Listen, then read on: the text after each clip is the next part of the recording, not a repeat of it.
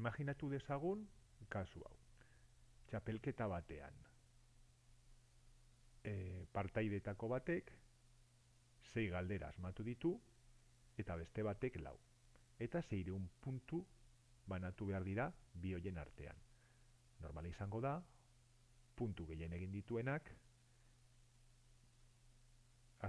gehien asmatu dituenak, puntu gehiago jasotzea. Eta besteak gutxiago. Baina demagun kontrakoa daukagula. Asmatutakoak ezagutu beharrean, huts egindakoak ezagutzen ditugula.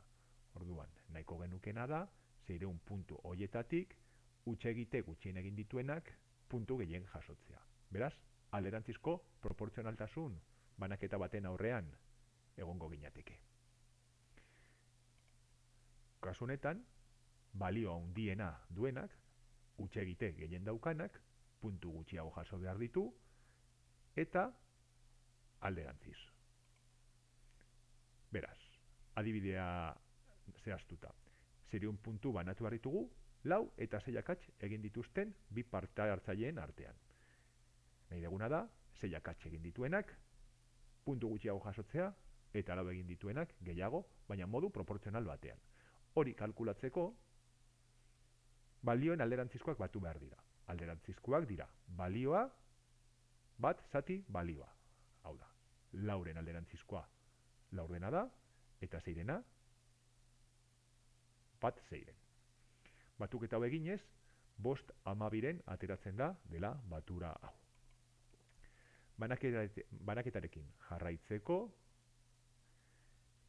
banatu beharreko puntuak emaitzaren zenbakitzailearekin zatitu behar da. Kasu honetan, 600 puntu dira banatu beharrekoak, zati 5 emaitzaren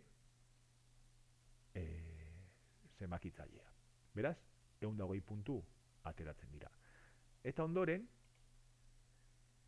puntu hauek biderkatu beharko genituzke hasierako alderantzizko zatikien zatiki baliokideekin. Zatiki baliokideen zenbakitzaileekin. 3 eta 2rekin. 120, bider 3, izango litzateke 4 akats egin dituenak jaso beharreko puntuak. 120, bider 2, 6 akats egin dituenak jaso beharreko puntuak.